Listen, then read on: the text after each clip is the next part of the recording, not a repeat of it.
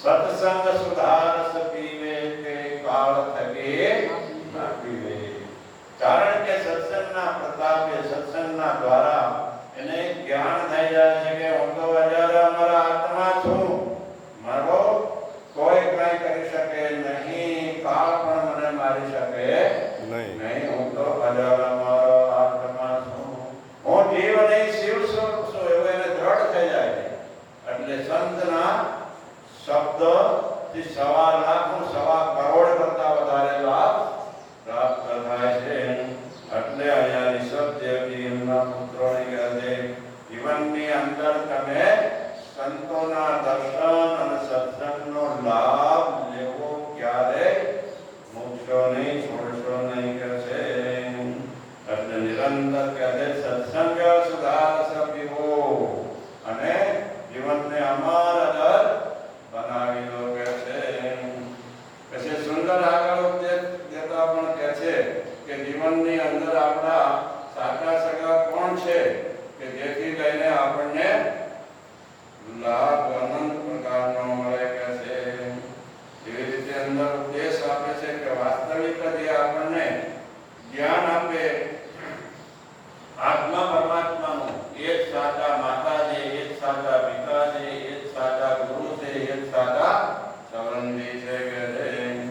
ગુરુ ન સ્યાત સ્વજનો ન સસ્યાત પિતા ન સસ્યાત જનની ન શાસ્યાત દેવેન ન તસ્યાન પતિદ્રશ્યાન મોતેત યહ સમોપેત મૃત્યુ. कैसे गुरु न सस्यात કે જે આપણે ગુરુ બનાયા હોય અને ગુરુની પાસે આપણે જઈએ અને જો આપણને આત્માનું જ્ઞાન આપીને જન્મ મરણના ચક્રથી મુક્તિ ના આપે એ વાસ્તવિક ગુરુ નથી કહે છે. સ્વજન એટલે જેટલા આપણા સજ્જન હોય એ પણ આપણને જન્મ મરણના ચક્રથી છોડાવે એવો ઉપદેશ આપે નહીં તો કે એ પણ આપણા વાસ્તવિક સ્વજન નથી કહે છે. પિતા ન સસ્યાત વાસ્તવિક પિતા પણ એને ન કહેવાય કે જે મોક્ષનું જ્ઞાન ન આપે, પરમાત્માનું જ્ઞાન ન આપે, જન્મ મરણના ચક્રથી ન છોડાવે. માતા પણ જો પુત્રને જન્મ આપીને પુત્રને મદાલસા જેવું જ્ઞાન ન આપે તો એ પણ માતા કહેવા લાયક નથી કહે છે.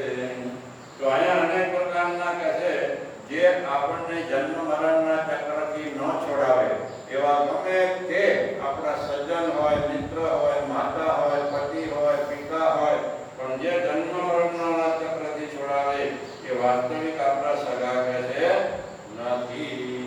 તો વાસ્તવિક સગા કોણ કહેવાય? જન્મ મરણના ચક્રથી છોડાવીને જીવને મોક્ષ પ્રદાન કરે એ વાસ્તવિક સાચા કહે છે તમારા સગા કહેવાય છે. એટલે સાચા ગુરુ છે એ જ આપણને એમ કે વાસ્તવિક આ શરીરની અંદર જે ભાવ છે જે ભાવ કેવો કરે છે?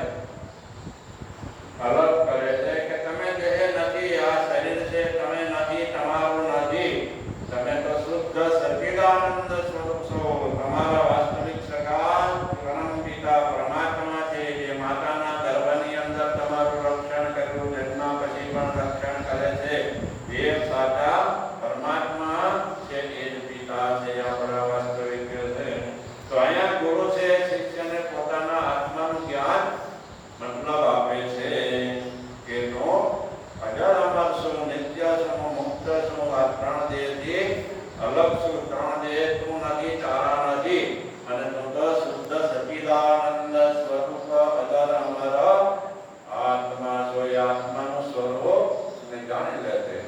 યારું સચિત આનંદ રૂપ કોઈ કોઈ જાણે રે. યારું સચિત આનંદ કોઈ જાણે રે. જાણે વિરલા જન તેમાં સુખ માણે રે.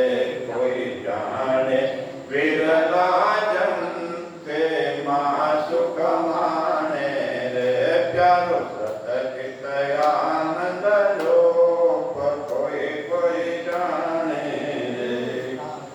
પોતાનું વાસ્તવિક સચ્ચિદાનંદ રૂપ છે એને જાણી લે છે એ જીવ શિવ બની જાય છે, જન્મ મરણના ચક્રથી છૂટી જાય છે. કે છે એ પોતાના સ્વરૂપને સદગુરુ ભગવાન કહે છે અહમ નિર્વિકલ્પો નિરાકાર રૂપો વિભુર્વ્યાપ્ત સર્વત્ર સર્વેન્દ્રિયાણિ સદા મે સમત્વં ન મુક્તિર્ન બંધઃ ચિદાનંદ રૂપ શિવોહમ શિવોહમ.